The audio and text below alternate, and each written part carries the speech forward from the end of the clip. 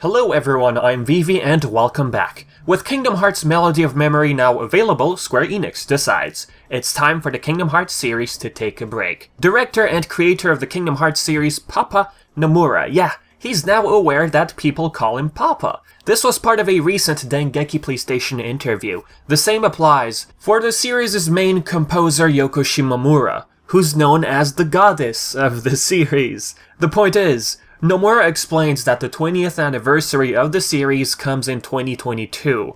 Nomura explains that he hopes to deliver news by then, 2022. What he's implying here, expect a major announcement by then. So right now, we can basically say that the Kingdom Hearts series will be going dark. You know, in terms of next major releases. Announcement for the next generation console, the PlayStation 5 or the Xbox Series X, when it comes to new games, it's gonna be a late comer, according to Nomura. We can't forget that we currently have Dark Road and Union Cross. I don't think those will stop anytime soon. Well, Union Cross is headed towards its final chapters. Dark Road should keep on getting updates. Now, with Melody of Memory in the picture, it's not a case of where Square Enix was busy on this title and they don't have time for another. No, that's not the case, really. They have multiple teams on board. In fact, Melody of Memory was handled by the ND0 department at Square Enix, who Nomura instructed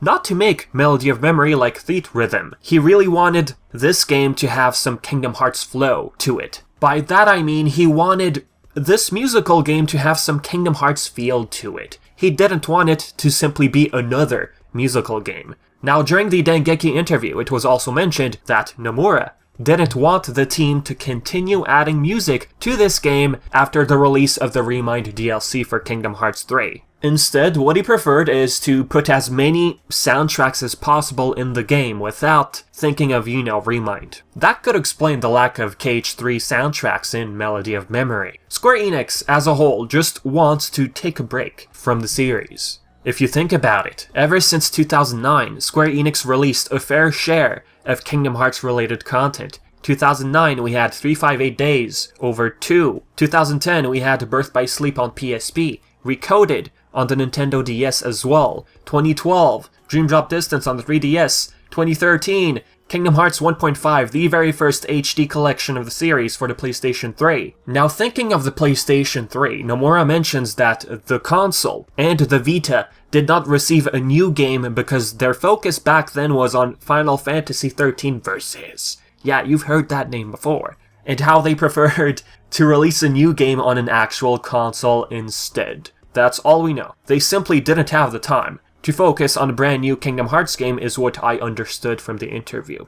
2016, Kingdom Hearts Unchained Key, now called Union Cross, a game on mobile. 2017, Kingdom Hearts 1.5 plus 2.5, a compilation of the collections we had in 2013 and 2014. And then we also had Kingdom Hearts 2.8 Final Chapter Prologue within the same year. 2018, we got the story so far, which includes 1.5 plus 2.5 and 2.8. 2019, Kingdom Hearts 3, which was basically their AAA game. 2020, the Kingdom Hearts all-in-one package, which includes the story so far compilation and Kingdom Hearts 3. Within the same year, we had the Remind DLC for KH3. Not to mention, this DLC had 13 brand new boss battles. Yozora as well for the secret ending. I mean, that's a lot of work if you ask me. We also had Dark Road, which is an expansion of Union Cross, which goes over the story of why Xehanort decided to become the Seeker of Darkness. Speaking of Dark Road, Nomura doesn't see it as an expansion of the mainline series. In other words, Dark Road does not hint at the future of the series. It's a self-contained project purely handled by the mobile team at Square Enix, and according to Nomura, the mobile team at Square Enix wanted to, work on an expansion of Union Cross. So with that out of the way, I will leave the link to the highlights of the interview in the description below. And if you have any sorts of questions, don't be shy, leave it all in the comments section below. And as always, I've been Vivi, and thank you so much for watching.